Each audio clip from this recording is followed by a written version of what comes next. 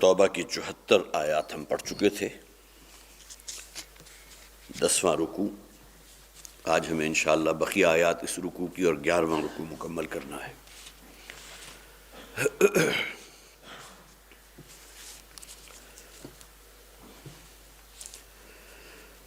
اعوذ باللہ من الشیطان الرجیم، بسم اللہ الرحمن الرحیم۔ وَمِنْهُمْ مَنْ عَاهَدَ اللَّهَ لَئِنْ آتَانَا مِنْ فَضْلِهِ لَنَصَّدَّقَنَّ وَلَنَكُونَنَّ مِنَ الصَّالِحِينَ فَلَمَّا آتَاهُمْ مِنْ فَضْلِهِ بَخِلُوا بِهِ وَتَوَلَّوْا وَهُمْ مُعْرِضُونَ فَأَعْقَبَهُمْ نِفَاقًا فِي قُلُوبِهِمْ إِلَى يَوْمِ يَلْقَوْنَهُ بِمَا أَخْلَفُوا اللَّهَ مَا وَعَدُوهُ وَبِمَا كَانُوا يَكْذِبُونَ أَلَمْ يَعْلَمُوا أَنَّ اللَّهَ يَعْلَمُ سِرَّهُمْ وَنَجْوَاهُمْ وَأَنَّ اللَّهَ عَلَّامُ الْغُيُوبِ الذين يلمزون المطوعين من المؤمنين في الصدقات والذين لا يجدون إلا جهدهم فيسخرون منهم سخر الله منهم ولهم عذاب أليم استغفر لهم أو لا تستغفر لهم إن تستغفر لهم 70 مرة فلن يغفر الله لهم ذلك بأنهم كفروا بالله ورسوله والله لا يهدي القوم الفاسقين فرح المخلفون بمقعدهم خلاف رسول الله وكرهوا أن يجاهدوا بأموالهم وأنفسهم في سبيل الله وقالوا لا تنفروا في الحر قل نار جهنم أشد حرا لو كانوا يفقهون فليضحكوا قليلا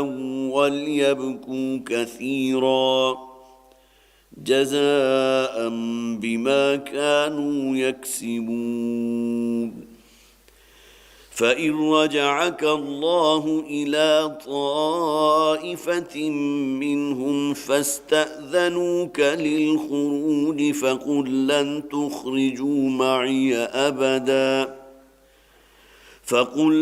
تخرجوا معي أبدا ولن تقاتلوا معي عدوا إنكم رضيتم بالقعود أول مرة فاقعدوا مع الخالفين ولا تصل على أحد منهم مات أبدا ولا تقم على قبره إنهم كفروا بالله ورسوله وماتوا وهم فاسقون ولا تعجبك أموالهم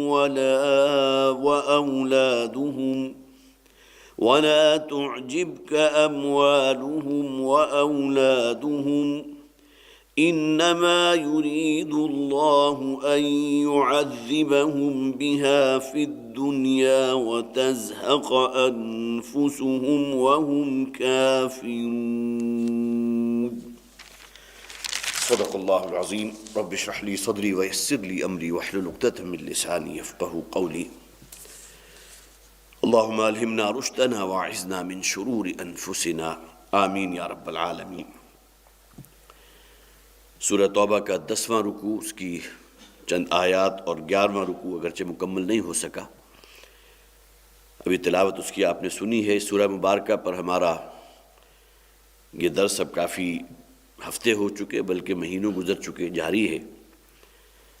اپنے مضامین کے اعتبار سے یہ سورہ مبارکہ بہت اہم ہے، اس لیے کہ منافقین کا ایک طبقہ جو نبی اکرم صلی اللہ علیہ وسلم کے دور میں موجود تھا، اور ان کا اصل سبب کیا تھا؟ ایسا نہیں تھا جیسا کہ میں نے پہلے بھی عرض کیا کہ یہ لوگ اسلام لائے ہوں یا ایمان انہوں نے قبول کیا ہو اس بنیاد پر کہ غداری کرنی ہے، دھوکہ دینا ہے۔ اکثر و بیشتر وہ لوگ تھے جو ایمان لائے تھے تو صحیح جذبے کے ساتھ لائے تھے، وہ یہ سمجھتے تھے کہ دین اسلام میں ہمارے تمام مشکلات کا حل بھی موجود ہے، اور سب سے بڑھ کر نبی اکرم صلی اللہ علیہ وسلم کی اپنی شخصیت اور مدینہ مراجعت کی اختیار کرنے کے بعد حضور نے جس طرح اوس اور خزرج کے درمیان جو ایک لڑائی جاری تھی سالوں سے، وہ ختم ہو گئی، باہم بھائی بھائی بن گئے، مہاجرین اور انصار جو ہیں ان کے درمیان مواقعات قائم ہو گئی۔ پھر سب سے بڑھ کر یہ مارے آستین جو یہودی قبائل وہاں موجود تھے، نبی اکرم صلی اللہ علیہ وسلم نے ان کے ساتھ بھی معاہدے کر لیے، انہیں معاہدوں میں جکڑ لیا۔ اب یہ تمام چیزیں ایسی تھیں کہ جس کی بنیاد پر جو مدینہ کے رہنے والے لوگ تھے، وہاں کے رہائشی جو تھے، وہ انہوں نے اس بات کو تسلیم کیا کہ واقعتاً یہ وہ رستہ ہے کہ جو ہمیں اختیار کرنا چاہیے۔ پھر عرض کر رہا ہوں کہ وہ اسلام انہوں نے اس بنیاد پر قبول نہیں کیا تھا کہ غداری کرنی ہے یا دھوکہ دینا ہے۔ یہ تو بعد میں جب مختلف مراحل آتے رہے اور جب جان اور مال کا تقاضا سامنے آیا تو معلوم ہوا کہ یہ رستہ تو بڑا کٹھن ہے۔ جیسا کہ سورہ عنکبوت میں فرمایا گیا، احسب الناس ان یترکوا ان یقولوا آمنا وهم لا یفتنون، کیا لوگوں نے یہ گمان کیا ہے مجرد یہ کہہ دینے پر کہ ہم ایمان لے آئے، اپنے آپ کو مسلمانوں میں شامل کروا دینا شاید ان کے لیے کافی ہوگا؟ وَلَقَدْ فَتَنَّ الَّذِينَ مِن قَبْلِهِمْ فَلَيَعْلَمَنَّ اللَّهُ الَّذِينَ صَدَقُوا وَلَيَعْلَمَنَّ الْكَاذِبِينَ۔ ہم تو ہر مومن کو، ہر اس شخص کو جو اہل ایمان میں، اسے آزمائیں گے، پرکھیں گے، مختلف قسم کی جو ہے آزمائش ہیں ان کی بھٹیوں میں سے گزاریں گے، تاکہ معلوم ہو جائے کہ کون لوگ وہ ہیں کہ جو اپنے دعوی ایمان میں سچے ہیں اور کون وہ ہیں کہ جو اس میں پختہ نہیں تھے، جذباتی طور پر ایمان تو لے آئے لیکن یہ کہ ان تقاضوں کو ادا کرنے کو تیار نہیں۔ تو اس حوالے سے یہ سورہ مبارکہ گویا کہ ہمارے لیے بھی ایک ریفلیکشن ہے۔ ہم یہ نہ سمجھیں کہ یہاں جو ذکر ہو رہا ہے صرف اسی زمانے کے منافقین کا ہو رہا ہے، بلکہ یہ کہ بہت سے جگہوں پر ہمیں معلوم ہوگا کہ ہماری اپنی جھلک ان آیات میں موجود ہے۔ ہمیں بھی جس طرح اس دنیا کے ساتھ محبت ہے، یہاں کی رعنائیاں ہماری زلف جو ہے اس کی زلف گراگیر کے ہم اسیر ہیں، اور دین کے تقاضوں کو ادا کرنے کے لیے جہاں کہیں کوئی امتحان آتا ہے، کوئی آزمائش آتی ہے، ہمارے لیے بڑا مشکل ہو جاتا ہے اس میں پورا اترنا۔ تو یہی وہ آزمائشیں تھیں جو ان منافقین کا جن کے ساتھ سابقہ پیش آیا، اور وہ تمام کے تمام جیسا کہ قرآن میں فرمایا گیا انقلب علی وجہہ، اپنے چہرے کے بر اوندھے جو ہے وہ اس میں فیل ہو گئے اور ناکام ہو گئے۔ جو آیات ہم نے پچھلی مرتبہ پڑھی تھی اس میں منافقوں کا ذکر بھی تھا اور اہل ایمان کا ذکر بھی تھا، وہ صرف ان کا اعادہ کر لیجئے تاکہ یہ کہ مضمون آج جو ہمیں آیات پڑھنی ہے اس کے ساتھ اس کی ایک ربط قائم ہو جائے۔ المنافقون والمنافقات بعضهم من بعض، یہ منافق خواہ وہ مرد ہیں یا عورتیں، یہ ایک ہی تھیلی کے چٹے بٹے ہیں، ان کا مزاج ایک ہی سا ہے۔ یہ امتحان میں پورا اترنا ان کے بس کی بات نہیں ہے، ان کے گویا کہ جسے آپ کہیے کہ ان کے اندر ایمان اس درجے کا نہیں ہے کہ اسلام اور ایمان کے تقاضوں کو ادا کر سکے۔ اور اگلے الفاظ کیا، یامرون بالمعروف وینہون عن المنکر، یہ لوگ وہ ہیں کہ جو منکر کا تو حکم دینے والے ہیں اور معروف اور نیکیوں کا اور جو خیرات اور صدقات ہیں ان سے روکنے والے ہیں۔ وعد اللہ المنافقین والمنافقات والکفار النار جہنم خالدین فیہا، ان منافق مردوں اور عورتوں سے تو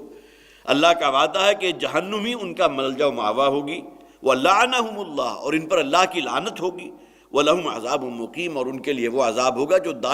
دائمی ہے، اس میں کہیں کوئی گویا کہ رکھنا نہیں ہوگا بلکہ وہ ہمیشہ رہنے والا ہے۔ اس کے مقابلے میں وَالْمُؤْمِنُونَ وَالْمُؤْمِنَاتُ بَعْضُهُمْ أَوْلِيَاءُ بَعْضٍ، مومن مرد اور مومن عورتیں وہ ایک دوسرے کے ساتھی ہیں، غمخوار ہیں، ہمدرد ہیں، گویا کہ یک جان ہے۔ جیسا کہ میں نے وہ احادیث بتائی تھیں، آپ کے سامنے رکھی تھی کہ حضور نے فرمایا کہ مومن کی مثال تو ایک جسم کی مانند ہے کہ اگر اس جسم کے کسی ایک عضو کو بھی کوئی تکلیف ہوتی ہے تو پورا جسم بے چین ہو جاتا ہے۔ یہی معاملہ مومن ہے تو اجتماعیت کا ہے، اہل ایمان کا، کہ وہ گویا کہ جسے ہم کہیں گے کہ جسد واحدہ، ایک جسد واحدہ کی طرح ہے۔ اور ان کی تعریف کیا کی گئی؟ یأمرون بالمعروف وینہون عن المنکر، یہ وہ لوگ ہیں کہ جو نیکیوں کے اور خیرات اور صدقات کے علمبردار بن کر کھڑے ہونے والے ہیں،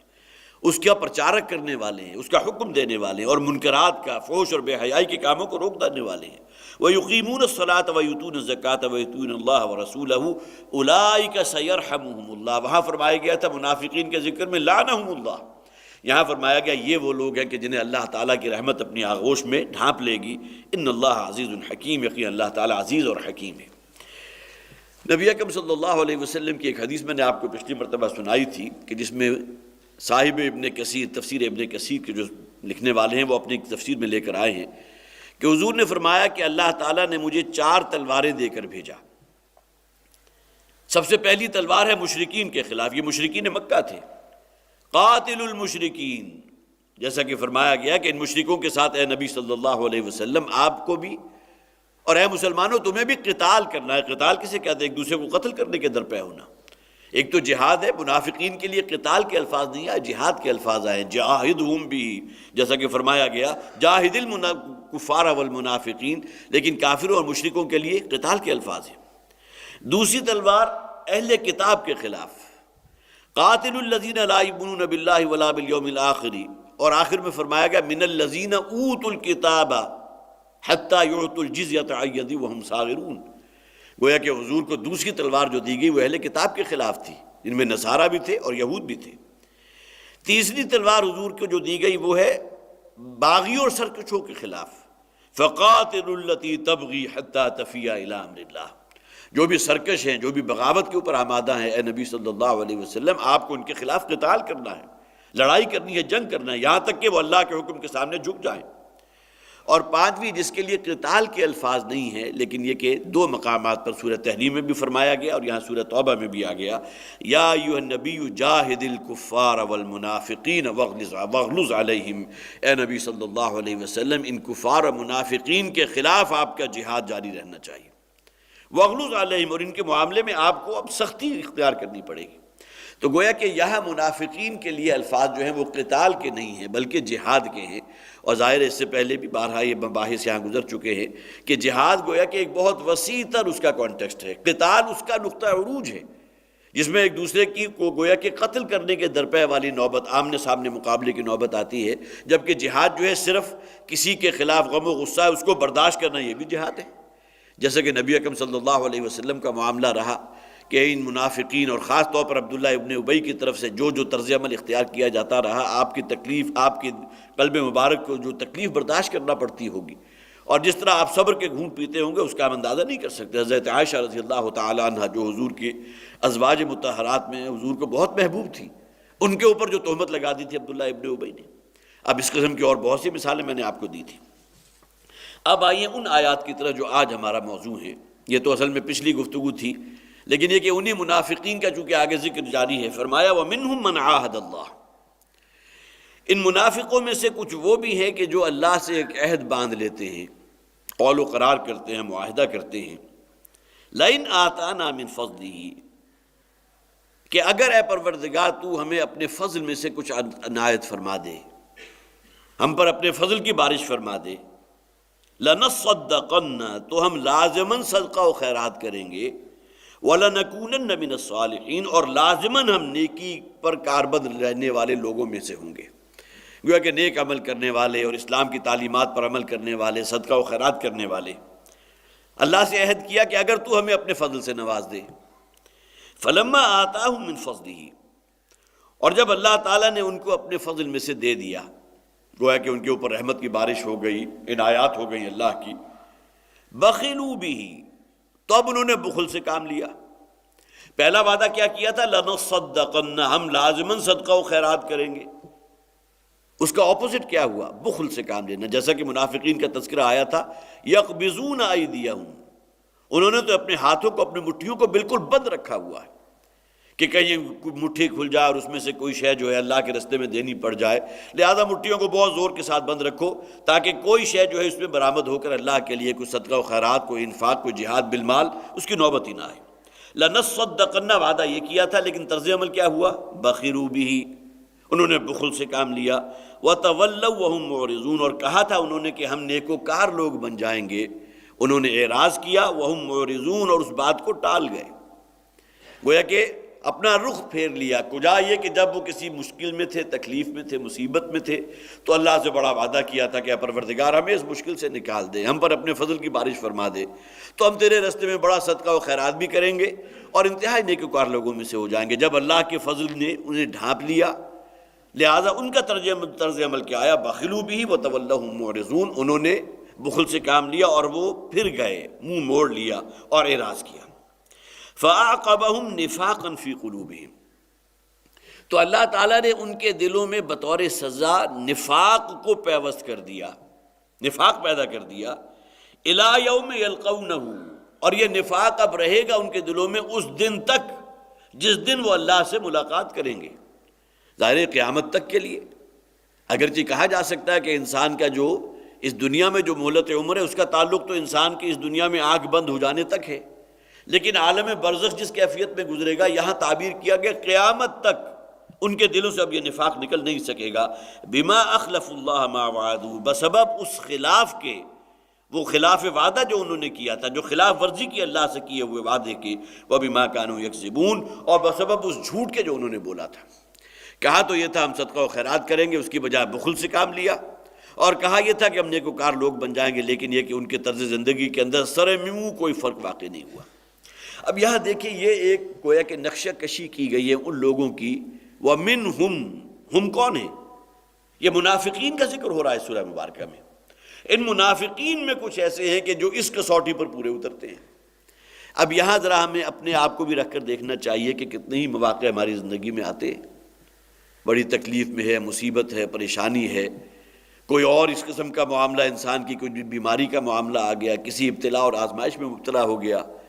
اور اس موقع پر بہت ہی آوزاری بھی ہے، بہت ہی اللہ کے حضور گڑ گڑانا بھی ہے، بڑے طویل سجدے بھی کیے جا رہے ہیں اور اللہ سے بڑے وعدہ کیے جا رہے ہیں، لیکن جب اللہ تعالیٰ اس مصیبت کو، اس مشکل کو ٹال دیتا ہے تو ہم میں سے اکثر کا طرز عمل کیا ہوتا ہے؟ ٹھیک ہے، آٹے میں نمک کے برابر ایسے لوگ ہوں گے کہ جو اس وقت کے کیے ہوئے وعدے کو بھی نبھائیں اور آئندہ کی زندگی میں ان کے اندر جو ہے ایک بہت بڑا ایک انقلاب جو ہے وہ دیکھنے والے کو نظر آئے، لیکن اکثر و بیشتر معاملہ وہی ہوتا ہے جو تصویر و نقشہ کشی یہاں کی گئی۔ اب آئیے اس کی ایک دوسری ڈائمنشن ہے، اس لیے کہ تمام تفاسیر نے تقریباً ایک واقعہ جو ہے وہ نقل کیا ہے کہ جو گویا کہ بین السطور ان آیات کے اندر موجود ہے۔ ثعلبہ ابن حاطب انصاری، یہ مدینہ کے رہنے والے ایک مسلمان تھے، لیکن یہ کہ بہرحال واقعے سے اس بات کی کنفرمیشن ہو گئی کہ ان کا تعلق منافقین میں سے تھا۔ بہت ہی مفلس تھے اور کوئی کھانے پینے کو نہیں تھا، فاقے بھی پڑتے تھے، ایک دو بکریاں تھیں۔ حضور کے پاس یہ گئے ہیں اور جا کر کہا کہ اللہ کے رسول میرے لیے خاص طور پر دعا کیجئے کہ اللہ تعالیٰ میرے ان بکریوں کے اندر جو ہے وہ افزائش پیدا فرما دے، ان کے اندر بڑھوتری ہو اور میرے حالات بھی پلٹ جائیں۔ آپ اللہ کے حضور دعا کریں گے تو یقیناً اللہ تعالیٰ آپ کی دعا قبول فرما لے گا۔ نبی اکرم صلی اللہ علیہ وسلم نے اس کے لیے دعا کر دی، ثعلبہ ابن حاطب انصاری۔ نتیجہ یہ نکلا کہ چند ہی سالوں کے اندر ان کی بھیڑ بکریوں کے اندر اتنی افزائش ہوئی ہے کہ ان کا ریوڑ اتنا بڑھ گیا کہ مدینہ کے اندر رہنا ان کے لیے ممکن نہیں رہا، لہذا مدینہ کی جسے اب سبربز کہتے ہیں اس کے مضافات میں منتقل ہو گئے۔ اور اس کے بعد پھر یہ ہوا کہ جب اچھی خاصی تعداد ان کی مویشیوں کی ہو گئی، ظاہر ہے کہ آپ کی اپنی نگاہوں کے سامنے بھی بہت سی ایسی مثالیں موجود ہیں کہ جو آج سے 5 7 10 برس پہلے تک جو ہے ان کے جو حالات تھے، آج اگر آپ کریں تو آپ جو ہے اس سے سوچ بھی نہیں سکتے کہ ایک شخص کہاں تھا کہاں پہنچ گیا دنیاوی مال و اسباب کے حوالے سے۔ تو یہی معاملہ گویا کہ اللہ کے ہاتھ میں ہے، اس کا ایک اذن ہے اور اس میں برکت ہو جاتی ہے، لہذا اس شخص کا اتنا جو ہے وہ غلہ اور اس کے مویشی کی تعداد اتنی بڑھ گئی کہ یہ مدینہ سے باہر منتقل ہوا۔ پھر نبی اکرم صلی اللہ علیہ وسلم نے جب اپنے کارندوں کے بھیجا کہ جاؤ جا کر اس سے زکوٰۃ کے عوض، ظاہر ہے کہ بکریوں کا بھی ایک نصاب ہے، جس طرح سونے کا نصاب ہے، چاندی کا نصاب ہے، کسی کے پاس کیش ہے اس کا نصاب ہے، اسی طرح اونٹ ہے، بھیڑ بکریاں ہیں، گائے بھینسیں، ان کا بھی نصاب ہے۔ اب جب وہ کارندہ گیا ہے اور حضور کا پیغام دیا کہ بھئی ابھی سال گزر چکا ہے، اس کے اوپر زکوٰۃ نکالو، تو اس شخص نے کہا، اس ثعلبہ ابن حاطب انصاری نے، کہ زکوٰۃ کیا ہے جی، یہ تو سوائے تاوان کے، اور ایک گویا کہ مغرم کے الفاظ آتے ہیں، مغرم سوائے تاوان کے، اور ایک جگہ ٹیکس ہے جو ہمیں دینا پڑتا ہے، باقی ہے اس کی اور حیثیت کیا ہے۔ انہوں نے جا کر بعین ہی یہی الفاظ نبی اکرم صلی اللہ علیہ وسلم کو بتا دیے کہ ثعلبہ نے یہ کہا ہے زکوٰۃ کے بارے میں، یہ تو سوائے مغرم کے اور تاوان کے اور کچھ نہیں۔ تو حضور صلی اللہ علیہ وسلم کو ظاہر ہے کہ افسوس ہوا کہ اس شخص کے لیے جو آیا تھا خاص طور پر دعا کروانے کے لیے، اور حضور نے دعا کی تھی اور اللہ تعالیٰ نے اس دعا کو قبول بھی فرمایا، بڑی برکت ہوئی اس کی بھیڑ بکریوں میں۔ اور اب اس کی یہ کیفیت ہے کہ ایک شخص گیا ہے زکوٰۃ کے عنوان سے تو اسے کہتا ہے یہ تو تاوان کے اور سوائے یہ کہ ایک مغرم کے اور کچھ نہیں ہے۔ تو پھر یہ کہ بہرحال جب اب اس سالبہ کو جب معلوم ہوا کہ نبی اکرم صلی اللہ علیہ وسلم تک میری یہ بات پہنچ چکی ہے کہ میں نے زکوٰۃ کو تاوان قرار دے دیا، اب یہ آیا اور لجاتے ہوئے بہت ہی گڑ گڑاتے ہوئے کہ نہیں حضور مجھ سے تو غلطی ہو گئی تھی، لیکن حضور نے ظاہر ہے کہ اللہ تعالیٰ بھی تو جو حضور کو بذریعہ وہی بتا دیتے تھے کہ کسی شخص کے اندر کتنا نفاق موجود ہے۔ منافقین کے بارے میں حضور کو اسم باسم سب کا پتہ تھا، تو حضور نے اس کے صدقہ و خیرات کو قبول نہیں کیا۔ اس کے بعد نبی اکرم صلی اللہ علیہ وسلم اپنے انتقال تک یہ آتا رہا بار بار کہ کسی طرح حضور قبول فرما لیں میرے انفاق کو، میرے صدقہ و خیرات کو، لیکن حضور نے قبول نہیں کیا۔ حضرت ابوبکر صدیق رضی اللہ تعالیٰ عنہ کے دور میں پورا دور گزرا، اس میں قبول حضرت ابوبکر نے نہیں کیا۔ حضرت عمر رضی اللہ تعالیٰ عنہ کے دور میں بھی یہ شخص زندہ رہا، اور پھر حضرت عثمان رضی اللہ تعالیٰ عنہ کے دور میں کہیں جا کر اس کا جو ہے وہ یہ ہلاک ہوا، انتقال ہوا۔ لیکن یہ کہ ان دونوں نے بھی یہی کہا، حضرت عمر حضرت ابوبکر صدیق رضی اللہ تعالیٰ عنہ نے، کہ جس شخص کا صدقہ و خیرات اللہ کے رسول صلی اللہ علیہ وسلم نے قبول نہیں کیا، ہم اس کا صدقہ قبول نہیں کر سکتے۔ اب یہ گویا کہ اب عام مسلمانوں کے اندر بھی کس درجے اس کے لیے جو ہے یہ بات باعث شرم رہی ہوگی، اور جسے آپ کہیے کہ اس سے زیادہ انسلٹ کیا ہوگی کہ کوئی اس کے صدقہ و خیرات کو قبول کرنے کو تیار نہیں ہے۔ تو یہ گویا کہ اس قسم کی سزا میں سے جو اللہ تعالیٰ منافقین کو، جیسے کہ ہم نے پہلے بھی پڑھا تھا، اسی دنیا میں ان کو سزا دے گا، جو رسوائی اور جو بدنامی۔ اور آج دیکھ لیے 1450 برس کے بعد ہم قرآن کا مطالعہ کر رہے ہیں، اور آج بھی تمام تفاسیر کے اندر یہ واقعہ موجود ہے۔ اس شخص کا کردار ثعلبہ ابن حاطب انصاری تھا، مسلمان، لیکن یہ کہ اس کا کردار یہ تھا۔ تو دوسری ڈائمنشن ان آیات کی یہ ہے کہ اس میں خاص ایک واقعہ بھی پس منظر میں ہے۔ اور تیسرے نوٹ کیجئے کہ یہ آیات وہ ہیں کہ جس کو محترم ڈاکٹر صاحب اپنی تقاریر کا عنوان بھی بناتے رہے، خاص طور پر مسلمانان پاکستان کے طرز عمل کے ضمن میں، کہ وَمِنْهُمْ مَنْ عَاهَدَ اللَّهُ، یہ یہی بر صغیر ہند و پاک کے مسلمان تھے جنہوں نے اللہ سے وعدہ کیا تھا۔ پاکستان کا مطلب کیا؟ لا الہ الا اللہ، اے اللہ ہمیں ایک مملکت، ایک خطہ ارضی ایسا عطا فرما دے کہ جہاں تیرے دین حق کو ہم بالا کر کے دکھائیں، اور یہ نظام عدل و قسط جو ہے تمام لوگوں کی آنکھیں کھول دے کہ یہ وہ نظام ہے جو دیا اللہ نے اور اللہ کے رسول صلی اللہ علیہ وسلم نے۔ تو ہم نے وعدہ کیا تھا اللہ سے، اللہ نے وعدہ پورا کر دیا، اور ہمیں یہ خطہ ارضی ایک نہیں بلکہ 2 عطا فرمائے، مغربی پاکستان، مشرقی پاکستان۔ فلما آتاہم من فضلی، اب دیکھیے گویا کہ معلوم ہوتا ہے کہ بالکل یہ ہماری ہی ایک نقشہ گری ہے کہ جو ان آیات میں کر دی گئی، کہ ہم نے وعدہ کیا تھا اللہ تعالیٰ سے کہ اے پروردگار اگر تو اپنا فضل ہمارے شامل حال کر دے اور تیری رحمت ہمیں اپنی آغوش میں لے لے تو ہم بہت نیکوکار بن جائیں گے، تیرے دین کے علم بردار بن جائیں گے، لوگوں کے لیے ایک اسلامی ملکت کی جو ہے مثال قائم کر دیں گے۔ اور جب ہم نے اپنے فضل سے نواز دیا تو اب انہوں نے اپنے ہاتھ بند کر لیے، بخلوا بہ وتولوا، اور جو وعدہ کیا تھا اللہ سے اس سے روگردانی اختیار کی، منہ پھیر لیا، وہم معرضون، اور اللہ کے احکامات کے ساتھ اعراض کی روش اختیار کی۔ بالکل 100% نقشہ ہے کہ جو ہمارا ہے۔ فَعَاقَبَهُمْ نِفَاقًا فِي قُلُوبِهِمْ، اب یہ بھی معلوم ہوتا ہے کہ بطور جسے آپ کہیے سزا جو امت مسلمہ پاکستان کے اندر الا ماشاء اللہ جو شے پیوست کر دی گئی ہے بطور سزا، وہ اللہ تعالیٰ نے یہاں بھی فرما دیا کہ نفاق ہم ان کے دلوں کے اندر ڈال دیں گے۔ اور نفاق ہے کیا؟ اصلاً قول و فعل کا تضاد ہے۔ یا ایھا الذین آمنوا لم تقولون ما لا تفعلون کبر مقتا عند اللہ ان تقولوا ما لا تفعلون۔ دوسرے نفاق کیا ہے؟ کلا بل تحبون العاجلہ وتذرون الآخرہ، یہ دنیا، یہاں کی چمک دمک، زیب و زینت، اس کے اسیر ہو تم، اس سے محبت کرتے ہو۔ آخرت جو ہے مرنے کے بعد کیا ہوگا اس کی خبر خدا جانے، اس کے اوپر ایمان نہیں ہے، اس کے مطابق اپنی زندگیوں کو سنوارتے نہیں ہو، اور آخرت کے لیے کوئی اپنی کرنسی جمع کرنے کی تمہیں فکر نہیں ہے۔ تو نفاق جس کو آپ کہیے کہ ایز اے ہول آپ دیکھیں گے تو یہ چیزیں ہمارے اندر موجود۔ پھر حضور نے جو فرمایا کہ منافق کی نشانیاں جھوٹ بولنے والا، امانت میں خیانت کرنے والا، وعدہ خلافی کرنے والا،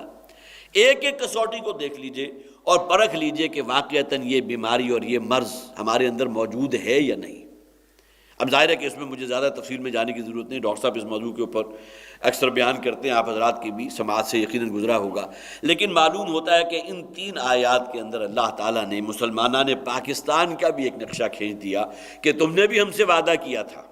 اور ہم نے وہ وعدہ پورا کیا، تمہیں خطہ ارضی عطا فرما دیا، تو جو وعدہ تم نے کیا تھا تم نے اس کے خلاف کیا، نتیجتاً اللہ تعالیٰ نے بطور سزا تمہارے دلوں کے اندر نفاق پیدا فرما دیا۔ فَعَاقَبَهُمْ نِفَاقًا فِي قُلُوبِهِمْ إِلَى يَوْمِ يَلْقَوْنَهُ، اب قیامت تک کے لیے ان کے اندر یہ نفاق جو ہے موجود رہے گا، بِمَا أَخْلَفُوا اللَّهَ مَا وَعَدُوهُ، بسبب اس وعدہ خلافی کے جو اللہ کے ساتھ انہوں نے کی۔ پھر یہاں نوٹ کر لیجئے کہ ہمارا ذکر ہو رہا ہے وَبِمَا كَانُوا يَكْذِبُونَ، اور بسبب اس جھوٹ کے جو یہ بولتے رہے۔ ظاہر ہے کہ وہ شے بالآخر تو جھوٹ ثابت ہوئی، بجائے یہ کہ اسلام کی طرف، دین اسلام اور نظام شریعت کی طرف ہم کوئی قدم آگے بڑھاتے، ہمارا رخ تو بالکل پلٹ گیا، ہم نے تو ریورس گیئر لگا لیا۔ بما كانوا يكذبون، بسبب اس جھوٹ کا جو تم نے بولا۔ الم يعلموا انه من الم يعلموا ان الله يعلم سرهم ونجواهم، کیا یہ جانتے نہیں کہ اللہ کے علم میں ہے ان کی ہر وہ شے جو پوشیدہ ہے اور وہ چیزیں جو علی اعلان کر رہے ہیں، کہہ رہے ہیں۔ ظاہر ہے کہ اللہ تعالیٰ کو اگر تم نے واقعتاً وہ رب مانا ہے جو علی کل شیء قدیر ہے، بکل شیء علیم ہے، فعال لما یرید ہے، تو اس کے اندر تو کہیں کوئی لمیٹیشن نہیں ہے۔ تمہارے تمام اعمال علی الاعلان ہوں، خواہ وہ تم کہیں کسی کی نگاہ میں نہ آ رہے ہو، لیکن یہ کہ تم نے کوئی اگر عمل کیا ہے تو اللہ کی نگاہ میں تو ہے۔ تو کیا تمہیں اس بات کا یقین نہیں؟ الم یعلموا، کیا یہ جانتے نہیں اس بات کو، ان اللہ یعلم سرهم ونجواهم، کہ اللہ تعالیٰ ان کی ہر بھید کی شے کو، جو راز ہے اسے بھی خوب جانتا ہے، اور پھر وہ کہ جو ان کا علی الاعلان بات ہو رہی ہے، جو نجوا ہے، وان اللہ علام الغیوب، اور اللہ تعالیٰ ہر غیب کا علم رکھنے والا ہے۔ الذین یلمزون المتطوعین من المؤمنین، اب یہاں وہی منافقوں کا ایک اور نقشہ کھینچا گیا، تانا زنی کرنے والے، استہزاء اور تمسخر کا شکار لوگ، کہ گویا کہ جن کا وتیرہ یہ بن چکا ہے کہ دوسروں کے اوپر تنقید کر رہے ہیں، تانے دے رہے ہیں، تمسخر ہے، استہزاء ہے۔ اب وہاں اس موقع پر، غزوہ تبوک کے موقع پر ان کا طرز عمل کیا سامنے آیا؟ پھر میں عرض کر رہا ہوں کہ یہ ایک وصف ہے کہ جو گویا کہ منافقین کے کردار کے اوپر چسپاں ہو رہا ہے۔ اس موقع کے اوپر جو ان کا طرز عمل سامنے آیا وہ ان آیات کے اندر موجود ہے، اور اگر ہم اس کتاب ہدایت کو قیامت تک کے لیے ہدایت نامہ مانگتے ہیں تو ہماری اپنی گویا کہ ریفلیکشن یہاں موجود ہے کہ اس اعتبار سے اپنا جائزہ لو۔ اگر یہ اوصاف ہمارے اندر موجود ہیں تو معلوم ہوا کہ ہمارا شمار بھی کسی نہ کسی درجے میں انہی لوگوں کے ساتھ ہو رہا ہے جن کا ذکر یہاں کیا جا رہا ہے، جو منافقین کے طبقے سے متعلق ہے۔ الذین یلمزون المتطوعین من المؤمنین فی الصدقات، وہ لوگ جو طعنہ زنی کرتے ہیں ان مومن لوگوں پر کہ جو اپنی پوری آمادگی کے ساتھ اللہ کے رستے میں صدقہ و خیرات کر رہے ہیں۔ اب یہاں نوٹ کیجئے، خاص طور پر نبی اکرم صلی اللہ علیہ وسلم نے اس غزوے کے موقع پر کہا تھا، نفیر عام، کہ ہر شخص کو نکلنا، جو شخص جو دے سکتا ہے دے۔ شدید قحط تھا، شدید گرمی، اس کا ذکر اگلی آیات میں آ جائے گا، قل نار جہنم اشد حرا۔ تو اس عالم میں گویا کہ ہر شخص جو انفاق کر سکتا ہے کرے۔ وہ مثالیں بھی آئیں، حضرت عمر، حضرت عثمان رضی اللہ تعالیٰ عنہ بہت مرفع الحال لوگوں میں سے تھے، بہت صاحب ثروت تھے، 300 اونٹ انہوں نے دیے ہیں کہ جن کے اوپر پورا جو ہے وہ غلہ لدا ہوا تھا، اور یہ اس دور کا بہت بڑا انفاق تھا۔ اور پھر اسی طرح اور حضرت ابوبکر صدیق رضی اللہ تعالیٰ عنہ کا ذکر آپ نے سنا کہ گھر میں جھاڑو دے کر جو کچھ بھی تھا، جو غلہ تھا، جو اجناس تھا، جو جنس تھی، جو نقدی تھی، ہر شے لا کر حضور کے قدموں میں ڈھیر کر دی۔ حضرت عمر رضی اللہ تعالیٰ عنہ، یہ روایات آپ تک پہنچی بھی ہوں گی، آپ نے پڑھی بھی ہوں گی، 7ویں 8ویں میں جب ہم ہوتے تھے تو سیرت کی کتابوں کے اندر ان کا تذکرہ آج بھی ذہنوں کے اندر پوری طرح کندہ ہے۔ حضرت عمر رضی اللہ تعالیٰ عنہ گھر گئے، جو شے بھی تھی، جو نقدی تھی، جو جنس تھا، جو گندم، جو آٹا، جو بھی تھا، ہر شے کو نصف 2 حصوں میں تقسیم کیا، ایک حصہ اپنے اور اپنے گھر والوں کے لیے رکھ دیا، اور دوسرا حصہ لا کر حضور کے قدموں میں ڈال دیا، اس لیے کہ یہ پکار تھی اللہ کے رسول کی صلی اللہ علیہ وسلم کہ جو شخص جتنا دے سکتا ہے دے۔ اسی طرح ذکر آتا ہے حضرت عاصم بن عدی رضی اللہ تعالیٰ عنہ، انہوں نے، یہ بھی ایک عام، جسے آپ کہیے کہ عام جو طبقہ ہوتا ہے مسلمانوں کا، کوئی بہت زیادہ صاحب ثروت نہیں ہے، مڈل بلکہ لوور مڈل کلاس، اس سے تعلق تھا۔ ان کو اس وقت اس سے زیادہ استطاعت نہیں کہ 100 بوریاں کھجور کی، ان کی حال ہی میں کھجور کی فصل جو ہے وہ اتری تھی، اور اس کے بعد ان کے گھر میں جو کچھ بھی موجود تھا لا کر 100 بوریاں وہ اس غزوے کے لیے انہوں نے پیش کر دیا۔ اور ایسا نہیں ہوا کہ جو منافقین کا ہوتا تھا کہ بھئی ہم سے یہ لے لو لیکن ہمیں چھوڑ دو، بلکہ یہ تمام لوگ ساتھ چلنے کو بھی تیار، گویا کہ جاہدوا باموالہم وانفسہم فی سبیل اللہ، اپنا مال، روپیہ، پیسہ اور غلہ و اجناس تو دیا ہی دیا، لیکن یہ کہ اس میں یہ نہیں کہ ان چیزوں کو شیلٹر بنا کر خود اپنی جو ہے وہ جان بچانے کی کوشش کر رہا ہو انسان، کہ کسی طرح میں چھوٹ جاؤں، جو طرز عمل منافقین کا رہا۔ تو اس موقع پر بھی منافقین نے بڑی تانے دیے ہیں اور بڑی حقارت کے الفاظ استعمال کیے ان لوگوں کے لیے۔ حضرت ابو عقیل انصاری رضی اللہ تعالیٰ عنہ، ان کا ذکر آتا ہے کہ بہت ہی غریب، بہت ہی فقیر، جسے آپ مفلس کہیں، ان صحابہ میں ان کا شمار تھا، فقراء صحابہ میں۔ ساری رات انہوں نے ایک یہودی کے باغ کے اندر محنت کی ہے، اور صبح اس نے جو ہے ایک توڑا کھجور بطور گویا کہ اجرت ان کو دے دیا حضرت ابو عقیل انصاری رضی اللہ تعالیٰ عنہ کو، اور اس میں سے تھوڑی سی انہوں نے گھر والوں کے لیے رکھ لی کہ آخر بال بچے بھی ہیں، ان کے لیے بھی چند دن کا جو ہے وہ موجود رہے، ساتھ جانا بھی ہے غزوے میں، اور بقیہ تمام کی تمام کھجوریں جو ہے لا کر حضور کے پیش کر دی۔ اب کہنے کو تمام کی تمام کے الفاظ میں نے بھی استعمال کیے، کتنی تھی؟ اب وہ اتنی کم تھی کہ جو منافقین دیکھ رہے تھے انہوں نے معلوم ہوتا ہے جی ان کے بغیر تو غزوہ سر ہو ہی نہیں سکتا تھا۔ اب یہ اس سے زیادہ حقارت اور اس سے زیادہ جسے آپ دل جلی والے الفاظ ہیں اور کیا ہو سکتے ہیں؟ اب یہ الفاظ انہوں نے اس کے لیے استعمال کیے، اور نبی اکرم صلی اللہ علیہ وسلم نے ان کی اتنی عزت افزائی فرمائی کہ اس جو کھجوریں انہوں نے دی تھی اس کو ڈھیر کے سب سے اوپر رکھ دیا، اس لیے کہ اللہ تعالیٰ تو اصل میں دل کے اندر جو جذبہ موجود ہے اس کو دیکھتے ہیں۔ حضرت عثمان رضی اللہ تعالیٰ عنہ کا انفاق اپنی جگہ، 300 اونٹ انہوں نے دیے، لیکن یہ کہ بہرحال اللہ نے انہیں مقدرت دی تھی، ان کے اندر اتنی کشائش تھی، اتنے مرفع الحال تھے کہ وہ دے سکے۔ حضرت ابو عقیل انصاری رضی اللہ تعالیٰ عنہ ان کے لیے اس سے زیادہ ممکن نہیں تھا، لیکن اس موقع پر ان طعنہ زنی بھی ہے، تمسخر بھی ہے، استہزاء بھی ہے۔ حضرت ابوبکر صدیق رضی اللہ تعالیٰ، حضرت عمر فاروق رضی اللہ تعالیٰ عنہ، ان کے اوپر تو وہ طعنہ نہیں دے سکے، لیکن یہ کہ حضرت عاصم بن عدی، ان کے بارے میں تو کہا کہ یہ جو 100 توڑے انہوں نے لا کر کھجور کے دیے ہیں، تو سوائے اس کے کہ ان کے اندر نام و نمود اور نمائش اور ریاکاری کے اور کوئی جذبہ نہیں۔ اب یہ گویا کہ اب انہوں نے اختیار اپنے ہاتھ میں لے لیا کہ دل میں چیر کر جا کر انہوں نے گویا کہ سراغ لگا لیا کہ حضرت عاصم ابن عدی جو ہے جو کر رہے ہیں وہ ریاکاری کے لیے کر رہے ہیں، معاذ اللہ۔ اب یہ ہے جن کا ذکر ہے الذین یلمزون المتطوعین من المؤمنین فی الصدقات، وہ مومن کے جو صدقات کر رہے ہیں، جو اس رستے میں اپنا سب کچھ دے رہے ہیں، ان پر یہ طعنہ زنی کر رہے ہیں۔ والذین لا یجدون الا جہدہم، اور ان میں وہ لوگ بھی شامل ہیں کہ جو سوائے اپنی محنت کے عوض جو انہوں نے محتنانہ جو حاصل کیا ہے، یا کیا الفاظ ہوتے ہیں محتانہ، اس کے عوض جو کچھ انہیں ملا ہے وہ لا کر اللہ کے رسول کے قدموں میں ڈال دیا۔ فَيَسْخَرُونَ مِنْهُمْ، یہ لوگ ان پر آوازیں کس رہے ہیں، ان کا ٹھٹھا اڑا رہے ہیں، مذاق کر رہے ہیں۔ سخر اللہ منہم، اصلاً تو اللہ تعالیٰ ان کا مذاق اڑائے گا۔ اب اس دنیا میں آنکھ بند ہونے کی زیادہ سے زیادہ کچھ عرصے کی بات ہے، زیادہ دیر کی بات نہیں، اس کے بعد جو ان کا انجام اخروی زندگی میں ہوگا اسے تعبیر کیا گیا، اللہ تعالیٰ ان کے ساتھ ٹھٹھے اور مذاق کا معاملہ کرے گا۔ وَلَهُمْ عَذَابٌ عَلِيمٌ، اور ان کے لیے بڑا دردناک عذاب ہے۔ یہاں نوٹ کیجئے اِلَّا جُهْدَهُمْ کے الفاظ، اب یہاں خاص طور پر گویا کہ حضرت ابو عقیل انصاری رضی اللہ تعالیٰ عنہ، جنہوں نے ساری رات محنت کی تھی، جُهْدَهُمْ، ساری رات مشقت کی، اور اس کے عوض جو انہیں اس کا جو ہے حاصل ہوا جو اجرت، وہ لا کر حضور کے قدموں میں ڈھیر کر دی۔ استغفر لہم او لا تستغفر لہم، اب یہ بہت سخت ترین الفاظ ہیں منافقین کے لیے۔ اے نبی صلی اللہ علیہ وسلم، آپ ان کے لیے استغفار کیجئے یا استغفار نہ کیجئے۔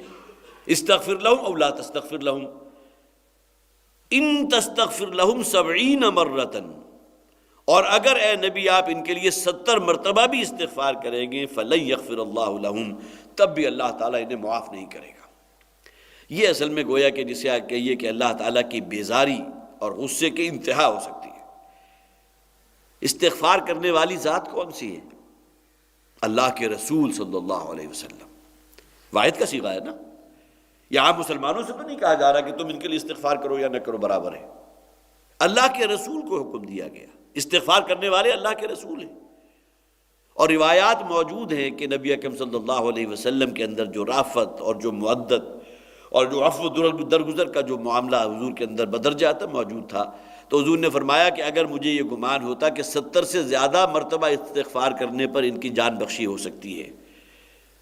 ان کے استغفار جو ہے قبول کیا جا سکتا ہے، تو میں یہ بھی کر گزرتا، لیکن 70 کے الفاظ جو ہیں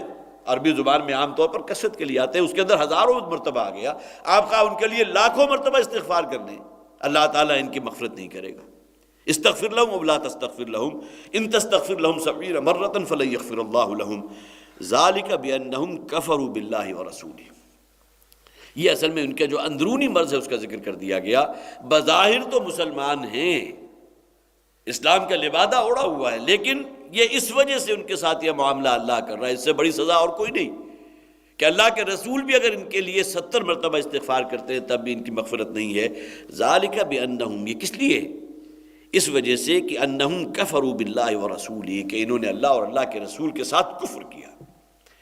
یہ اصل میں وہ باطنی کفر ہے۔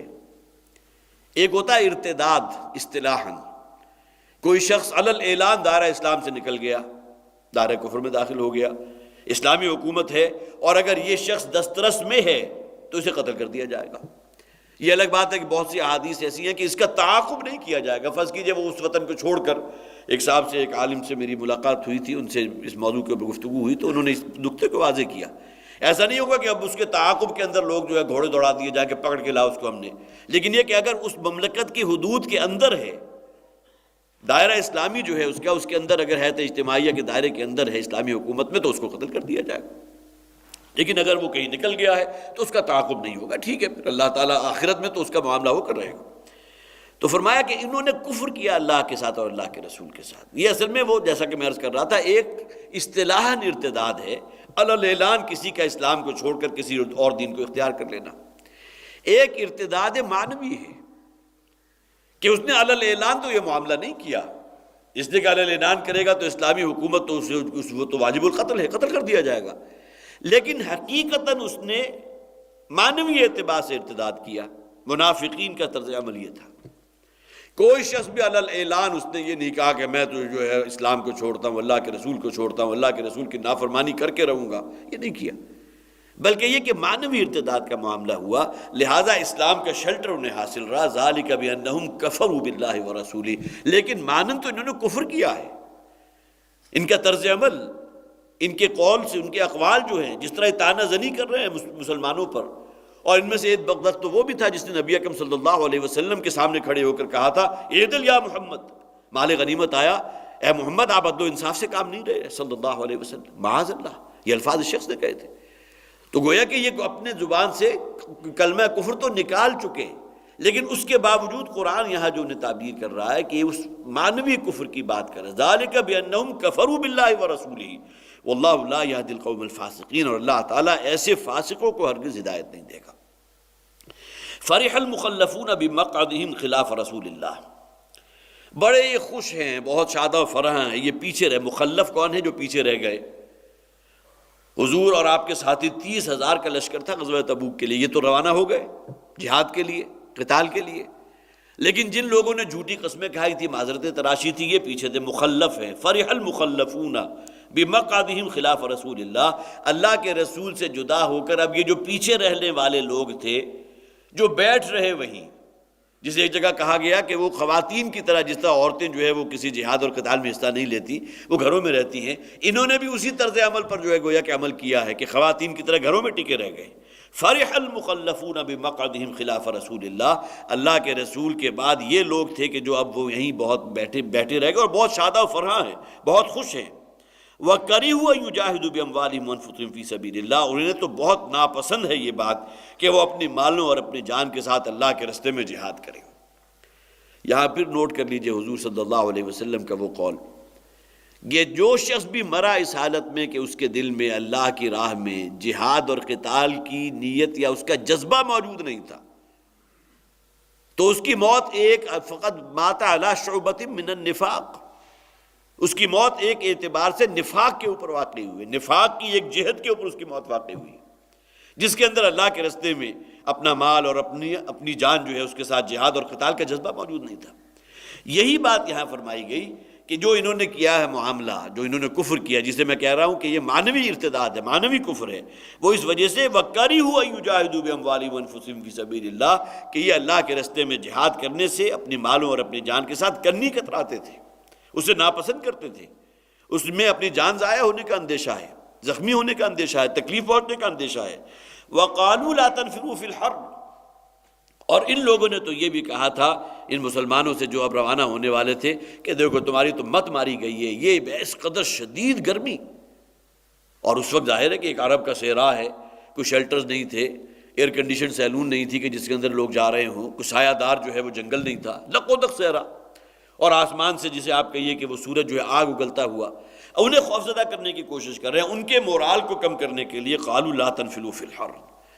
دیکھو تم جو ہے یہ کام نہ کرو، اتنی شدید گرمی میں نکل رہے ہو، مت نکلو اس میں، قل نار جہنم اشد حرا۔ دیکھیے فوراً ان کا یہ قول نقل کرنے کے بعد اللہ تعالیٰ نے فرمایا قل، اے نبی آپ کہہ دیجئے، نار جہنم اشد حرا، جہنم کی آگ اس سے کہیں زیادہ شدید ہے۔ جس آگ سے تم ہمیں ڈرا رہے ہو، خوفزدہ کر رہے ہو، تم لوگ جو یہاں ٹھنڈی چھاؤں میں رہ گئے اپنے گھروں کے اندر، اپنے مال کے اندر مست، اپنی جان میں مست، تو جہنم کی آگ کہیں زیادہ سخت ہے اس آگ سے جس سے تم ہمیں خوفزدہ کرنے کی کوشش کر رہے ہو۔ اور جہاں تک جہنم کی آگ کا معاملہ آپ کو معلوم ہے، دنیاوی اعتبار سے بھی دیکھیں کہ ایک آگ تو وہ ہے جو آپ نے کوئلوں سے سلگائی ہے، اس کا ٹیمپریچر کیا ہوگا، 600-700-800 ڈگری سینٹی گریڈ، اس سے زیادہ نہیں ہوگا۔ ایک آگ وہ ہے جو کسی بلور کے ذریعے، دھونکنی کے ذریعے آپ نے دہکائی ہے، جو آپ کے بوائلر میں ہوتی ہے، اس کا ٹیمپریچر ممکن ہے 1000-1500 ڈگری سینٹی گریڈ تو۔ اس کے بعد ایک ٹیمپریچر وہ ہوتا ہے جو نیوکلیئر ایکسپلوژن کی وجہ سے پیدا ہوا، جو لاکھوں یا کروڑوں ڈگری سینٹی گریڈ ہے۔ ایک ٹیمپریچر جو کروڑوں اربوں ڈگری ہے جو سورج کے اندر موجود ہے۔ لیکن یہ کہ جہنم کی آگ کا تقابل ان میں سے کسی شے کے ساتھ نہیں۔ یہ تو وہ ہے جو انسانی ہاتھوں نے آگ کو دہکایا ہے۔ اسی طرح آپ کو معلوم ہے اب مائکرو ویو انرجی ہے، وہ بھی ایک ٹیمپریچر پیدا کرتی ہے، ٹیکنیک دوسری ہے، لیکن اس کی وجہ سے بھی گویا کہ حرارت پیدا ہوتی ہے۔ یہ تمام چیزیں جو اشکوں نے دہکائی ہے، اس آگ کو ٹھنڈا کون کرے؟ معلوم ہوا کہ جو اگرچہ الفاظ جو ہے وہ کسی اور معنی میں ہیں، لیکن وہ دہکانے کا لفظ آیا، اس سے فوراً میرا ذہن اس طرف گیا۔ یہ جو انسانی ہاتھوں کی دہکائی ہوئی آگ ہے، جس میں آپ لاکھوں ڈگری سینٹی گریڈ تک پہنچ جاتے ہیں۔ جہنم کی آگ کے بارے میں احادیث میں نے 2-3 نوٹ کی تھی، خاص طور پر نوٹ کیجئے۔ ایک حدیث میں حضور نے فرمایا کہ جہنم کی آگ اس دنیا کی آگ سے 70 گنا زیادہ ہے۔ پھر نوٹ کیجئے 70 کا لفظ ہم نے آج ہی کی، استغفر لہم او لا تستغفر لہم ان تستغفر لہم 70 مرتن، 70 کے الفاظ آتے ہیں کثرت کے لیے۔ معلوم ہوا کہ اس حدیث کے اندر بھی جو حضور نے فرمایا کہ 70 گنا، تو یہاں 70 کی تعداد جو ہے وہ نسبت و تناسب جو ہے کہیں کسی درجے میں مطلوب نہیں ہے، بلکہ اس سے مراد جو ہے سینکڑوں، ہزاروں، لاکھوں گنا، 70 مرتبہ، اس سے بھی زیادہ۔ جس طرح کہ وہی 70 کے الفاظ ہیں جو آئے ہیں بہت ہی پیارے انداز میں اللہ کے رستے میں صدقہ و خیرات کرنے والوں کے لیے، کہ اس کی مثال ایسی ہے جیسا کسی نے ایک بیج زمین میں ڈال دیا، اس بیج سے جو ہے وہ گویا کہ 7 بالیاں نکلی، اور ہر بالی کے اندر 10-10 دانے موجود ہیں، ایک سے 700 گنا آپ نے حاصل کر لیا۔ وہاں بھی گویا کہ 70 سے ایک اور صفر آگے ایڈ کر لیں گے تو 700 بن جائے گا۔ تو گویا کہ یہ تمام چیزیں مراد ہیں اس کی کثرت کی طرف۔ تو حضور نے فرمایا کہ جہنم کی آگ تمہاری زمین کی آگ سے 70 گنا مراد کئی گنا زیادہ، ہزاروں لاکھوں گنا زیادہ تیز ہے۔ اسی طرح ایک اور حدیث میں فرمایا گیا کہ اللہ تعالیٰ نے جہنم کی آگ کو 100 برس تک دہکایا۔ اب 100 کا لفظ جو ہے وہ ہماری 100 برس نہیں ہے، کتنا عرصہ وہ دہکی۔ اور پھر یہ کہ اللہ تعالیٰ نے دہکایا، اللہ نے کسی فرشتے کے ذریعے یہ کام کیا جو کیا، یہ تمام الفاظ اپنی جگہ ہیں، تمام عالم غیب کی باتیں ہیں، لیکن چونکہ احادیث ہمارے پاس مستند جو ذرائع ہیں اس کے ذریعے موجود ہیں، تو حضور نے فرمایا کہ جہنم کو آگ کو 70 برس دہکایا، 100 برس دہکایا گیا، یہاں تک کہ اس کا رنگ سرخ ہو گیا۔ پھر 100 برس مزید دہکایا گیا، یہاں تک کہ اس کا رنگ سفید ہو گیا، سفید آگ۔ جس طرح آپ نے سنا ہوگا نیلی آگ ہوتی ہے، سرخ آگ ہوتی ہے، سرخ آندھی، اس کے اندر شدت ہوتی ہے، سرخ آگ، سفید آگ۔ اور پھر مزید 100 برس اس کو مزید دہکایا گیا، یہاں تک کہ وہ سیاہ رنگ کی آگ بن گئی۔ اب جہنم کی آگ کے لیے یہ الفاظ جو استعمال ہوئے ہیں احادیث کے اندر بھی اور قرآن حکیم کے اندر بھی جو ذکر کیا گیا، قُلْ نَارُ جَهَنَّمَ أَشَدُّ حَرًّا،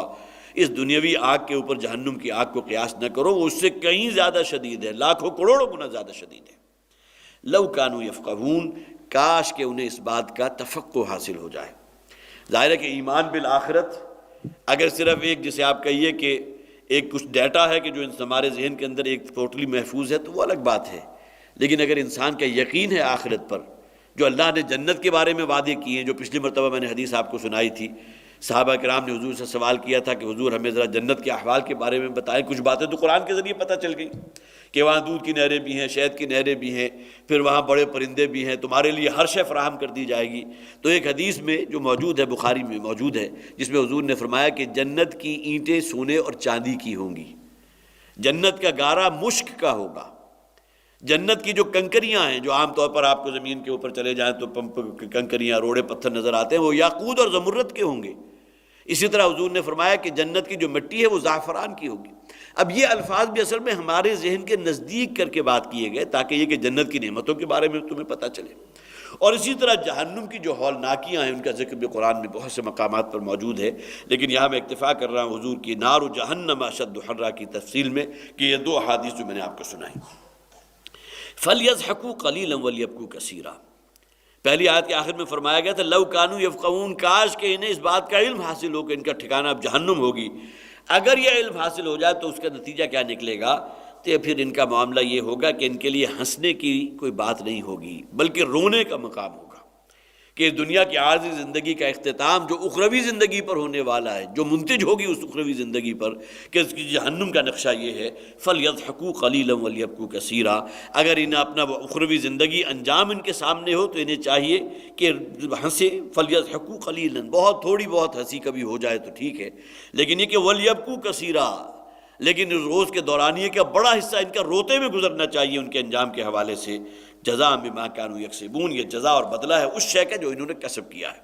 یہ معاذ اللہ اللہ تعالیٰ جو ہے ان کے لیے کوئی یہ ظلم کا معاملہ نہیں کر رہا، یہ ان کے اپنے کرتوت ہے، اپنی نافرمانیاں ہیں۔ آگے بڑھے تھے، ایمان لائے تھے حضور پر صلی اللہ علیہ وسلم، جب دین کے تقاضے سامنے آئے تو اوندھے منہ گر گئے، اب اس کی پاداش میں انہیں یہ سب کچھ جو ہے جھیلنا پڑے گا۔ فَإِن رَجَعَكَ اللَّهُ إِلَىٰ طَائِفَةٍ مِّنْهُمْ، اور اے نبی صلی اللہ علیہ وسلم جب کبھی آپ کو اللہ تعالیٰ ان میں سے کسی گروہ تک واپس پلٹا دے، اب یہاں بھی گویا کہ مراد کیا ہے کہ وہ 40 دن گزرنے کے بعد حضور جو ہے واپس تشریف لے آئے، غزوہ تبوک ہو چکا، اگرچہ غزوہ اس معنی میں تو ہوا ہی نہیں جسے ہم جنگ و جدال کہتے ہیں، اس کی نوبت ہی نہیں آئی، لیکن یہ کہ بہرحال وہ ایک سفر بھی تھا جس میں حضور وہاں گئے ہیں، 20 دن آپ نے قیام بھی فرمایا، بہت سی تبلیغی کاوشیں بھی صحابہ کرام کے ذریعے حضور نے جو ہے سر انجام دی ہیں۔ تو اللہ کے رسول کو فرمایا گیا کہ جب اللہ تعالیٰ ان میں آپ کو واپس لے آئے گا فَاسْتَأْذَنُوكَ لِلْخُرُوجِ، تو اب یہ لوگ آپ سے اجازت طلب کریں گے نکلنے کے لیے، گویا کہ جی میری تو فلاں معذرت تھی، میرا تو فلاں معاملہ تھا، فلاں مجبوری تھی، اس غزوے میں تو میں شریک نہیں ہو سکا، لیکن میری وفاداریاں آپ کے ساتھ ہیں، میں آپ کے ساتھ ہوں، آئندہ آپ جہاں کہیں گے ہم آپ کے ساتھ نکلنے کو تیار ہیں، لیکن اگلا موقع آئے گا تب انہوں نے اوندھے منہ گر جانا ہے۔ فَاسْتَأْذَنُوكَ لِلْخُرُوجِ، تو پھر یہ اجازت چاہیں گے آپ سے نکلنے کے لیے۔ فَقُلْ لَن تُخْرِجُوا مَعِيَ أَبَدًا، اے نبی ان سے کہہ دیجئے کہ اب تم میرے ساتھ کبھی نہیں نکل سکو گے۔ ویسے بھی غزوہ تبوک گویا کہ حضور کی، جیسا کہ میں نے عرض کیا تھا، دنیاوی زندگی کا آخری غزوہ ہے، اس کے بعد تو پھر یہ کہ حضور کے جو مرض الموت ہے اور اس کے بعد آپ کا وصال ہے، اس تک کوئی کسی اور غزوے کی یا کسی اور مہم جوئی کی نوبت نہیں آئی، لیکن یہ کہ آپ نے فرما دیا کہ اب تم ہمیشہ کے لیے، اب گویا کہ تمہارا نکلنا منع ہے۔ یہ سب سے بڑا امتحان جس میں میری طرف سے حکم تھا، میری زبان سے نکلا ہوا حکم اللہ کا حکم ہے،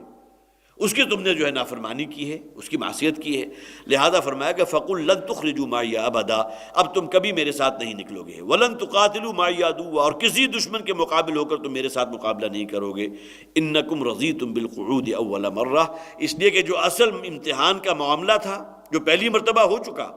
اس میں تم رضیتم بالقعود، تم بیٹھے رہنے پر ہی راضی رہ گئے، فَقْعُدُوا مَعَ الْخَالِفِينَ، تو ٹھیک ہے اب یہ جو پیچھے بیٹھے رہنے والے ہیں انہی کے اندر تمہارا شمار ہوگا۔ یہاں پھر ذہن میں لے آئیے وہ ثعلبہ ابن حاطب انصاری کا معاملہ، ایک مرتبہ اس نے زکوٰۃ کو کہا تھا کہ یہ تاوان ہے،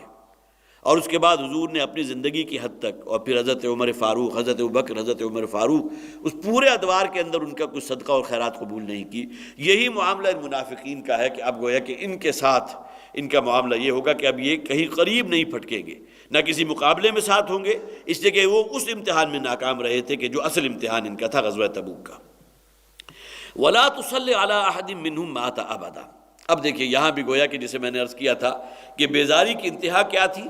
کہ ان منافقین کے لیے آپ 70 مرتبہ بھی استغفار کریں گے تو قبول نہیں ہوگی۔ اب اس کی بالکل تان جو آخر میں آ کر ٹوٹ گئی، اس لیے کہ نبی اکرم صلی اللہ علیہ وسلم، جیسا کہ میں نے عرض کیا تھا کہ آپ کے اندر جو عفو اور درگزر کا معاملہ تھا،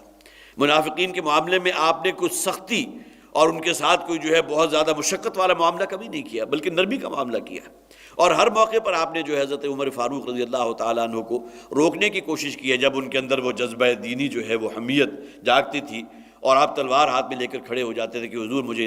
اجازت دیجیے اس منافق کا جو ہے وہ سر میں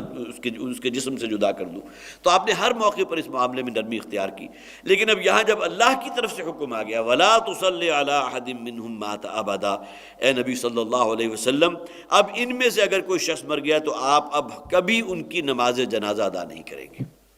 وَلَا تَقُمْ عَلَىٰ قَبْرِهِ، اور نہ ہی ان کی قبر پر کھڑے ہو کر ان کے لیے کوئی استغفار کریں گے۔ انہم کفروا باللہ ورسولہ وماتوا وہم فاسقون، اس لیے کہ یہ وہ لوگ ہیں جنہوں نے اللہ اور اللہ کے رسول کے ساتھ کفر کیا ہے۔ یہ کفر معنوی ہے تو مسلمان۔ عبداللہ ابن ابی مرا ہے تو اس کی بھی نماز جنازہ پڑھی گئی ہے، بلکہ وہ تفصیلی بخاری کی روایت میں ابھی آپ کو سناؤں گا جس کے راوی حضرت عمر ہے رضی اللہ تعالیٰ عنہ۔ یہ تمام آپ نے کام کیا، لیکن یہ کہ قرآن کا جو فتویٰ ہے وہ تو بالکل بے لاگ ہے۔ انہم کفروا باللہ ورسولہ وماتوا وہم فاسقون، اور یہ مرے ہیں، ان کی جان نکلی اسی حالت میں کہ یہ اللہ کے نافرمان تھے اور انہوں نے کفر کیا تھا اللہ اور اللہ کے رسول کے ساتھ۔ حضرت عمر رضی اللہ تعالیٰ عنہ وہ فرماتے ہیں، اور یہ بخاری کی روایت انہی سے مروی ہے، کہ جب عبداللہ ابن ابی، یہ رئیس المنافقین تھا، اس کا جب انتقال ہو گیا، ہلاک ہو گیا وہ شخص، تو اس کا بیٹا تھا حضرت عبداللہ رضی اللہ تعالیٰ عنہ۔ ان کا نام اگرچہ حباب آتا ہے روایات میں، لیکن نبی اکرم صلی اللہ علیہ وسلم نے حباب کا نام کو تبدیل کر دیا تھا، اس لیے کہ 2-3 روایات میں نے پڑھی جس میں آپ نے اس نام کو تبدیل کر کے، اسی طرح ایک شخص تھا کہ جس کا نام پرویز تھا، حضور نے اس کو بھی تبدیل کر دیا، اس کی جگہ کوئی اور نام رکھ دیا، اس لیے کہ پرویز کا نام جو ہے اچھا سمجھا بھی نہیں جاتا، اور وہ گویا کہ علامت ہے کسی ایک ایسے مذہب کی کہ جو کا اسلام کے ساتھ ہمیشہ ٹکراؤ رہا ہے۔ یہی معاملہ حباب کا تھا، ان کا پھر حضرت عبداللہ نام نبی اکرم صلی اللہ علیہ وسلم نے رکھا۔ تو یہ حضور کے پاس آئے اور آ کر کہا کہ والد کا انتقال ہو چکا ہے، اگر آپ اپنا کرتا عنایت فرما دیں تو میں کفن کی جگہ جو ہے ان کی تدفین جو ہے آپ کے کرتے میں کر دوں۔ نبی اکرم صلی اللہ علیہ وسلم نے اپنا کرتا عنایت فرما دیا۔ حضرت عمر رضی اللہ تعالیٰ عنہ کھڑے ہو گئے، لیکن حضور نے انہیں ٹھنڈا کیا۔ ظاہر ہے جیسا کہ میں نے عرض کیا کہ ان کی طبیعت کے اندر ایک جلالی انداز تھا، وہ ہر موقع پر کھڑے ہو جاتے تھے۔ یہی نہیں بلکہ حضرت عبداللہ نے، جو عبداللہ ابن ابی کے بیٹے ہیں، انہوں نے حضور سے کہا کہ حضور اگر آپ تشریف لے چلے، نماز جنازہ آپ پڑھا دیں۔ حضور ان کے ساتھ چل دیے۔ اب جب حضور نماز جنازہ پڑھانے کے لیے کھڑے ہوئے تو حضرت عمر جو ہے نکل کے صف میں سامنے آ گئے، اور اس موقع پر بھی وہی حمیت دینی ہے، اصل میں جوش جو ہے وہ جوش ایمانی والی بات ہے۔ اس موقع پر حضرت عمر نے حضور سے کہا کہ حضور آپ اس شخص کی نماز جنازہ ادا کر رہے ہیں جس نے فلاں موقع پر یہ کیا تھا، فلاں موقع پر یہ کیا تھا، فلاں موقع پر اتنا بڑا جھوٹ بولا کہ غزوہ بنی مستلق سے واپسی پر اس نے کہا کہ میں نے یہ نہیں کہا، اور اس کے بعد اللہ نے وحی کے ذریعے حضور کو بتایا کہ نہیں، اس شخص نے کہا تھا کہ ہم مدینہ کے عزت دار لوگ جو ہیں ان مہاجرین کو، ان ذلیل لوگوں کو یہاں سے نکال باہر کریں گے۔ یہ تمام چیزیں حضرت عمر فاروق رضی اللہ تعالیٰ عنہ نے کوٹ کی اس موقع پر، لیکن حضور نے اعراض کیا، اور انہیں جو ہے جس سے میں نے ابھی عرض کیا کہ ان کے اس غصے کو ٹھنڈا کرنے کی کوشش کی، اور حضور نے نماز جنازہ ادا کر دی۔ اس کے بعد یہ آیات واقع ہوئی ہیں، وَلَا تُصَلِّ عَلَىٰ أَحَدٍ مِّنْهُمْ مَاتَ أَبَدًا۔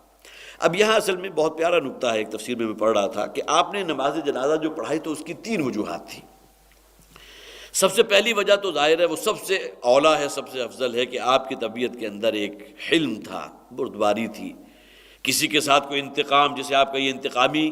جذبات کا بھی معاذ اللہ ثم معاذ اللہ، کسی صحابی کے بارے میں ہم نہیں سوچ سکتے، کجا حضور کے بارے میں ہم یہ گمان کریں۔ تو حلم ہے، عفو درگزر ہے، معاف کر دینا ہے۔ سب سے پہلی بات تو یہ کہ جو کچھ اس نے کیا اس کا اجر اسے مل جائے گا اس دنیا میں۔ تو بہرحال ان کے بیٹے حضرت عبداللہ آئے ہیں تو گویا کہ اس نے کہا ہے تو حضور نے ان کی نماز جنازہ ادا کر دی۔ دوسرا ایک معاملہ اور بھی تھا کہ جنگ بدر کے موقع پر جو قیدی تھے ان میں حضرت عباس تھے جو حضور کے سگے چچا تھے۔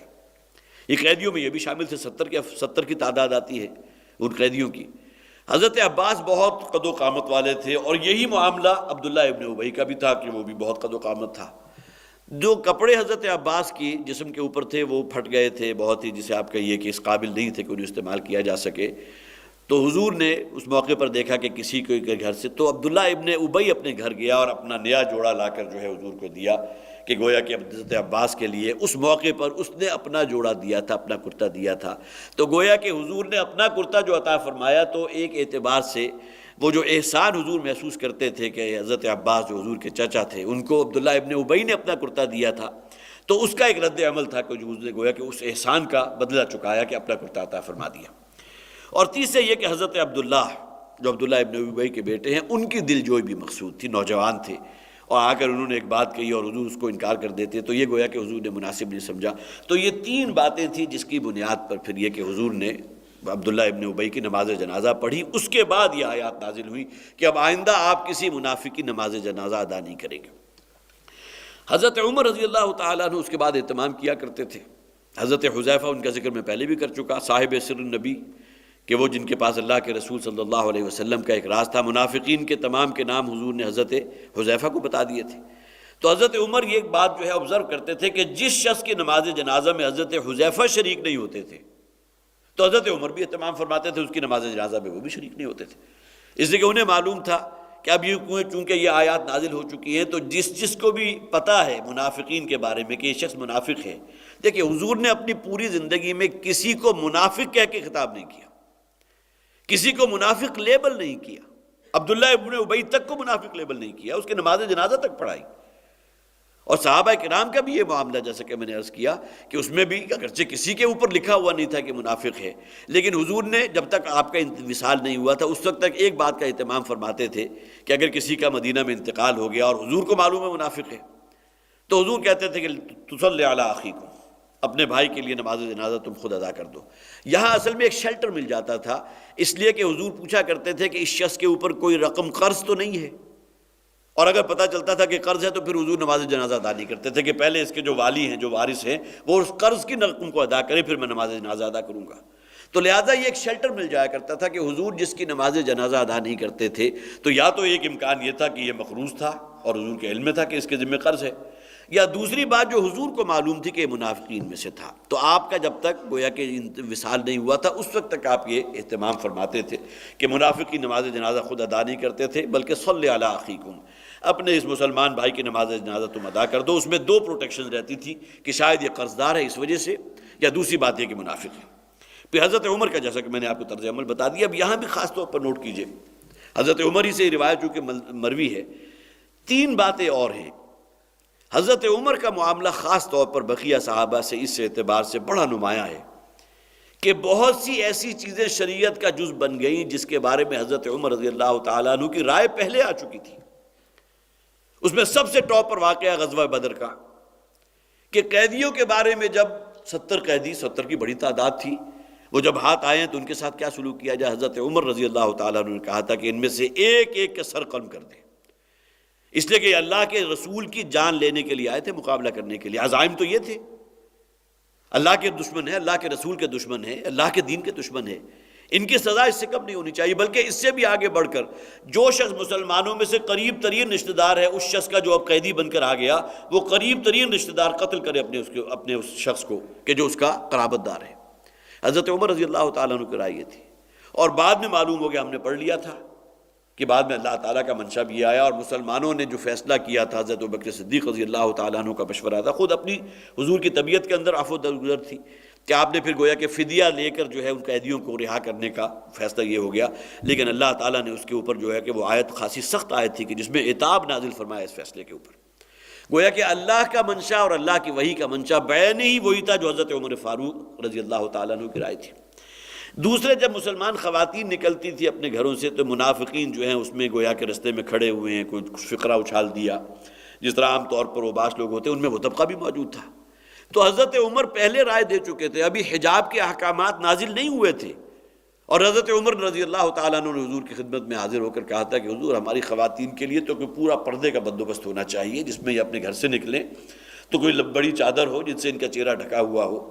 اور اس کے فوراً بعد اللہ نے گویا کہ وہی نازل فرما دی کہ جب بھی نکلو تو تمہیں جلباب جو ہے، ایک بڑی چادر جو تمہارے چہرے کو بھی ڈھانکے ہوئے ہے، اس کا اہتمام کیے بغیر کسی مسلمان خاتون کو گھر سے نہیں نکلنا چاہیے۔ یہ الگ بات ہے کہ ہمارے آج کل کے جو دانشور ہیں وہ کہتے ہیں وہ احکامات صرف اسی زمانے سے متعلق تھے۔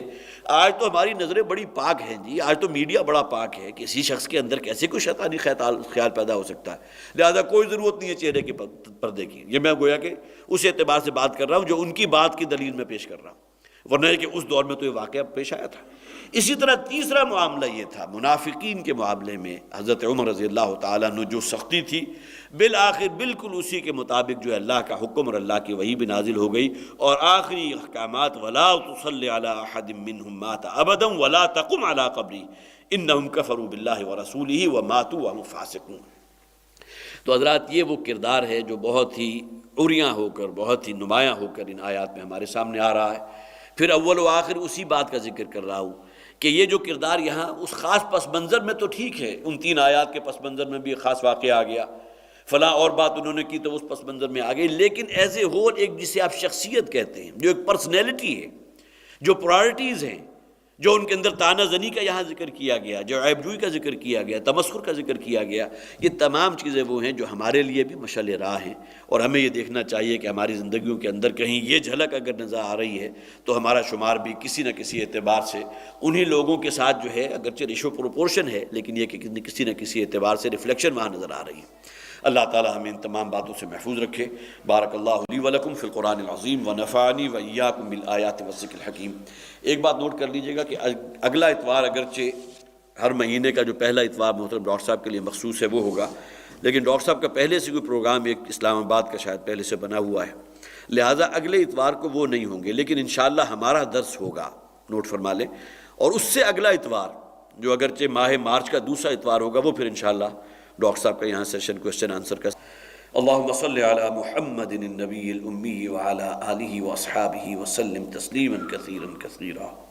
ربنا آتنا فی الدنیا حسنة وفی الآخرة حسنة وقنا عذاب النار۔ ربنا ظلمنا انفسنا وان لم تغفر لنا وترحمنا لنكونن من الخاسرین۔ اللہم طہر قلوبنا من النفاق، اللہم طہر قلوبنا من النفاق، اللہم طہر قلوبنا من النفاق واعمالنا من الرياء